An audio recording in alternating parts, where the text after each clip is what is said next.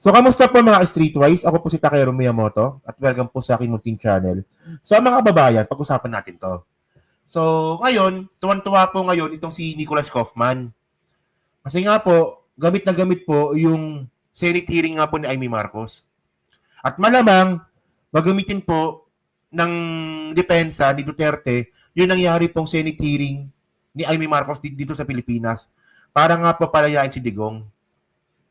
Well, baka malabo naman mangyari yon, pero at least, di ba? Nagawa ni Amy Marcos na maging tanga sa buong mundo. Okay, so sabi dito, no? Formal na, formal ng hiniling ng defense team ni dating Pangulong Duterte sa ICC na ibasura ang kaso laban sa kanya at palayain na ang dating Pangulo. So, ang tagal, no? From kailan ba siya nahuli? March, tama, di ba? March ba? Tama, no? March 11, di ba? Okay, March. So, March, April, May. So, kulang-kulang 2 buwan. Kulang-kulang 2 buwan bago po nakahain ng interim itong si Kaufman ni Digong sa ICC. Okay?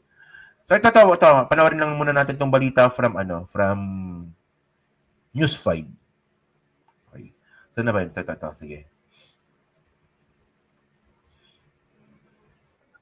Ng defense team ni dating Pangulong Rodrigo Duterte sa International Criminal Court o ICC na ibasura ang kaso laban sa kanya at palayain si Duterte. Sa kanilang depensa, kinwestiyon ng mga abogado ni Duterte na sina Nicholas Kaufman at Dov Jacobs ang jurisdiction ng ICC sa Pilipinas. Matatanda ang kumalas ang bansa. Alam niyo, nakakatawa to mga kababayan, no?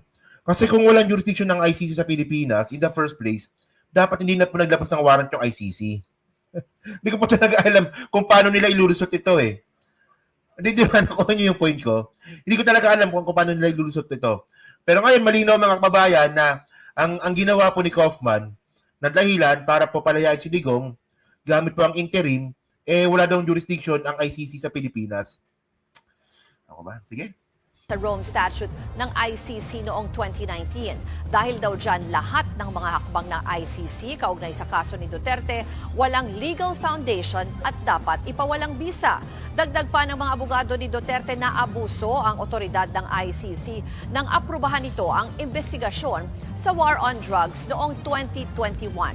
May 4 na buwan pa bago ang confirmation of charges kay Duterte na harap ang dating Pangulo sa reklamong crimes against humanity at inaresto noong Marso. Okay, no, kasi ang alam ko yung confirmation nito sa September.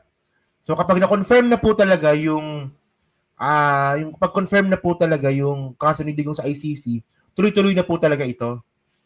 Wala nang magagawa ang Pilipinas dito. So ngayon mga babae nito, alam niyo nakakatawa kasi dito, no? Ito nabasa ko to eh. Ano ba yun? Ito yung final nila kanina eh. So ito yung tatlong judge, no? Si Mutok, si Ganso, tsaka si Liera. Okay? So, defense challenge with respect to jurisdiction. So ayan na, malinaw meron tayong dokumento dito na kina-challenge po talaga ni Digong yung jurisdiction ng ICC. Okay. So una kasi mga babayan, no, kung batas po ng Pilipinas pag-uusapan natin, mayroon pong jurisdiction po ang ICC sa Pilipinas base po sa Supreme Court decision noong 2021. Di ba na-content na natin yan, ilang beses na natin na-content yan eh. Di ba? So ngayon, kung pagbabasan din naman natin yung Rome Statute, hindi rin talaga uubra yung dahilan na to kasi hindi pwedeng mawalan ng jurisdiction ang ICC sa isang bansa kung meron na pong na-file na kaso. Na-file po yung kaso 2017. Nakaalis po tayo sa ICC 2019. So meron pong jurisdiction ng ICC sa Pilipinas. Di ba? Hanggang 2019. So di ko alam kung anong klaseng lusot tong gagawin nila dito eh. So sabi dito, no, Moreover, and as can now be revealed, no less than incumbent president of the Philippines, si Marcos ngayon, as implicitly accepted for judicial reason that former president should not be tried at the International Criminal Court. In an exchange letter of the President Marcos even gave a written undertaking to the effect of this government would not assist the ICC in any way, shape, or form. Oh. So ngayon, ang pinangahawakan ngayon dito ni Nicholas Kaufman, yung sinabi nga po ni PBBM last year, na hindi daw makipag-coordinate ang Pilipinas sa ICC. O, di ba? O. Ayan eh.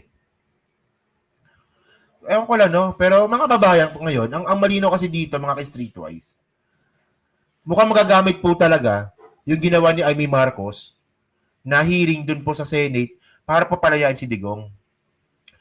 So sabi dito ni ni Kaufman, no? Attorney Kaufman pinuri pag-imbestiga kay Sen. Amy sa pag-aresto kay FPRRD. O, pinuri ng legal counsel ni dating Pangulong Duterte si Attorney Nicholas Kaufman ang pag-imbestiga ni Sen. Amy Marcos sa Senado hinggil sa naging pag-aresto sa dating Pangulo at pagdala sa kanyang sa International Criminal Court sa The Hague, Netherlands. Yeah. So, para mas malinaw, panoorin natin si Kaufman. Ito yun eh, tinan nyo to.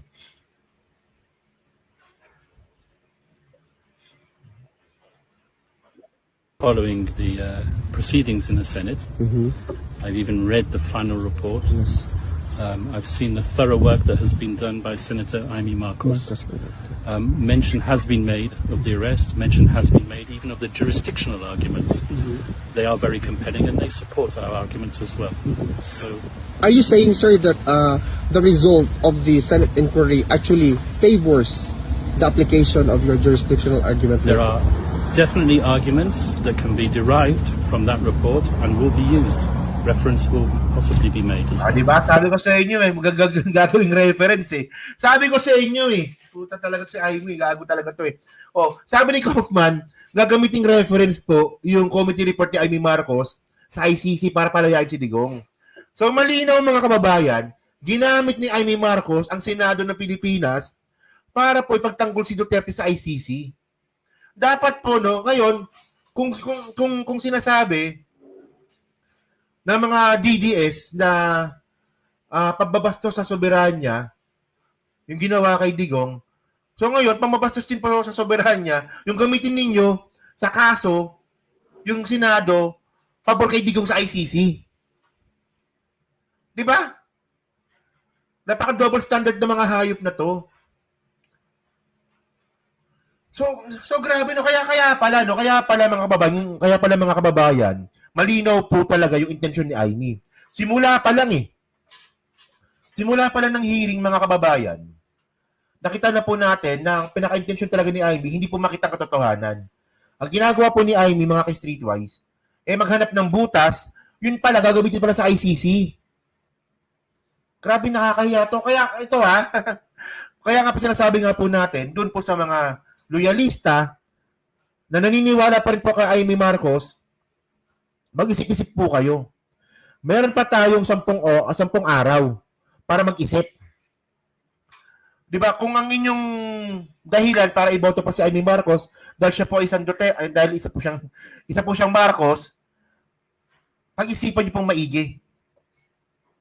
Hindi na po para sa bayan ang ginagawa po ni Amy Marcos. Ang ginagawa niya na nga po ay para po sa mga Duterte. Tingnan niyo naman ginawa ni Amy. Yung committee report niya sa Senado, kasi magiging legit na yan eh. Magiging legit na dokumento yun kasi from the Senate of the Philippines yun.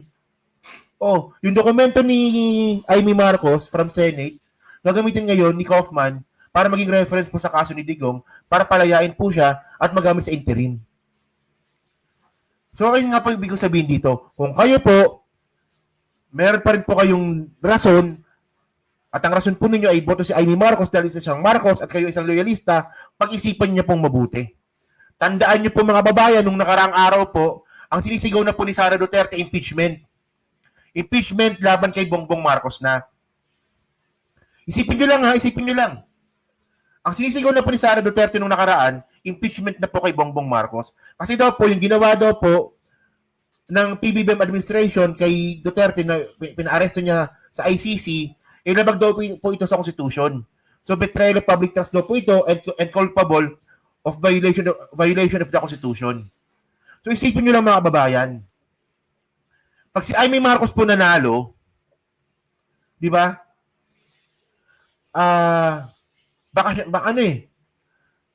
Natapos yung termino ni Amy Marcos 2031. Si PBBM natapos ang termino niya 2028. Ewan ko lang kung ma-extend. Ewan ko lang. So pag natapos po yung termino po ni PBBM, wala na po siyang immunity. Ang mahirap po diyan, baka mangyari dito, 'di ba? Pinakasuhan na po ni Amy Marcos yung mga kasabwat nga po para parastuin si Digong. Hindi niya po mapakasuhan si PBBM kasi nga merong immunity. Baka mangyari po dito, baka si Amy Marcos pa magkaso kay PBBM pag si PBBM po natapos po yung termino kasi wala na ngang immunity. Di ba? Panggulo talaga itong mga Duterte na ito eh. Panggulo talaga yung mga yan eh. Oh. De, pero alam ko namang malabo. Alam ko namang malabo na mapa-impeach si PBBM ngayon. Malabo talaga. Hanggang si Martin Romualdez po yung Senate yung House Speaker, di ba? Hanggang si Martin Romualdez po yung House Speaker, hindi po may impeach si PBBM. Naniniwala po tayo doon. Pero ang pinapoint na natin dito, pag nanalo po si Amy Marcos ulit, ngayon 2025 election, di ba? Mas lalo po siyang kakampi sa mga Duterte. Kaya huwag nyo nang iboto. Huwag na. Parang awa nyo na. Hindi lang para sa akin, para sa bayan. Ako wala akong kwentang tao eh. Para na lang sa bayan. Natawa tuloy ako dito. At least, Amy is consistent puppet of the Duterte. Oo nga, at least consistent siya, di ba? Hindi yung nalilito na tayo. Dati kasi medyo nakakalito pa dati, di ba? Ngayon hindi na nakakalito. Kasi nga, consistent na siyang puppet ni Digong. So yun mga babayan, so kayo po sa Team Replay, ano po masasabi nyo nga po dito sa ginawa nga pong katarantado ni Amy Marcos na isipin nyo yung ginawa ni Amy Marcos na na Senate hearing, gagamitin pala ni Kaufman. Baka bullshit naman nun, no? Kaya may comment lang po sa baba, binabasa ko pong lahat yan, at syempre, dyan po sa Team Replay, pa-like, pa-subscribe, hindi naman kalabisan, pa-share na rin po ng video po na to. So, thank you mga kababayan, no? And then, kita na lang ulit tayo sa susunod nating content. So, thank you, salamat, and bye-bye. Salamat po sa inyo lahat, no? Sa pagsama po sa akin ng mahigit 1 oras at kalahati, no?